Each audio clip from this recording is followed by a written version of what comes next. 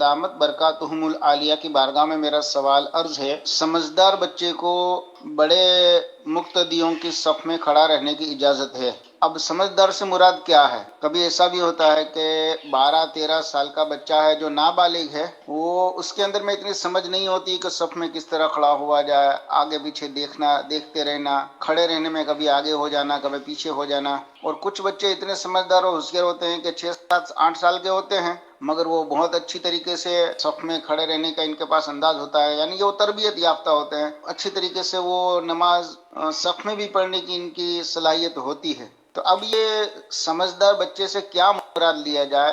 عمر کا حساب ہوگا یا سمجھداری کا حساب ہوگا؟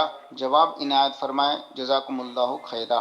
سمجھدار بچہ یہاں مراد نماز جس کو آتی ہو ہے نا، یہاں جو سمجھدار جو کہا گیا تو اس کو نماز آتی ہو۔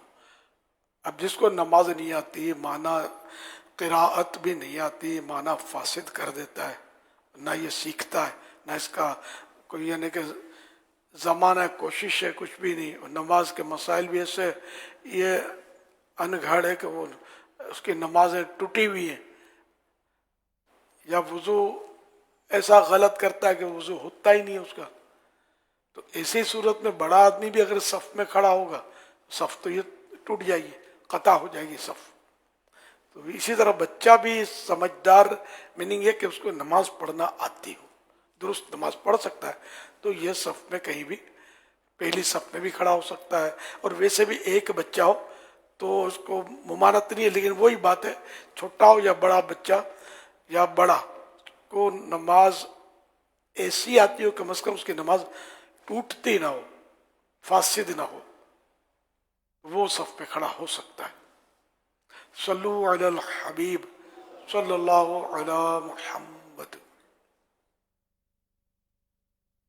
میرا سوال یہ ہے کہ ایک مسجد جب چھوٹی تھی، اب اس کی توسیع جب کی جائے تو کیا اس میں دوبارہ ساری نیتیں کی جائیں گی این مسجد یا فنائے مسجد کے لیے، یا چار دیواری کے اندر ہی ہے چیزیں، وضو خانہ، واش روم وغیرہ، تو جو بھی ضرورت کی چیزیں، استعمال کی چیزیں ہیں وہ وہاں چپل وغیرہ جیسے اتارے جائیں، تو یہ اسی سے متعین ہو جائے گا فنائے مسجد کا؟ نیز معتکف کو اس طرح اب اعتکاف میں وہاں نہانا وغیرہ اس کے بارے میں کیا حکم ہوگا؟ آیا وہ فنائے مسجد میں ہوگا یا خارج مسجد میں؟ جواب عنایت فرمائیں، جزاک اللہ خیرہ۔ ایک بار جو جگہ مسجد کی فکس ہوگی، جیسے جس کو آپ نے عین مسجد کہا، یعنی جو نماز کے لیے فکس ہوتی ہے، تو وہ قیامت تک کے لیے مسجد ہو گئی، اب اس سے ریورس نہیں ہو سکتے کہ آپ بھائی اتنا اس میں فنائے مسجد کر لیتے ہیں اور اتنا امام صاحب کا حجرہ بنا لیتے ہیں، غسل خانہ بنا لیتے ہیں، یہ کچھ بھی نہیں کر سکتے، یہ تو بن گئی۔ اب رہی فنائے مسجد، تو فنائے مسجد کو کا کچھ حصہ چاہیں جیسے داخل مسجد کر لیں تو یہ کیا جا سکتا ہے۔ اسی طرح فنائے مسجد میں غسل خانہ وغیرہ بنا سکتے ہیں، جہاں نہیں تھا اس کے باوجود بنا سکتے ہیں۔ جو ضروریات مسجد کی چیزیں ہیں وہ اس میں بنائی جا سکتی ہیں۔ فنائے مسجد ہوتی ہی ان کاموں کے لیے ہے کہ مسجد سے متصل اور مسجد کی ضرورت کی جو چیزیں ہوتی ہیں اس کے لیے۔ صلو علی الحبیب صلی اللہ علی محمد۔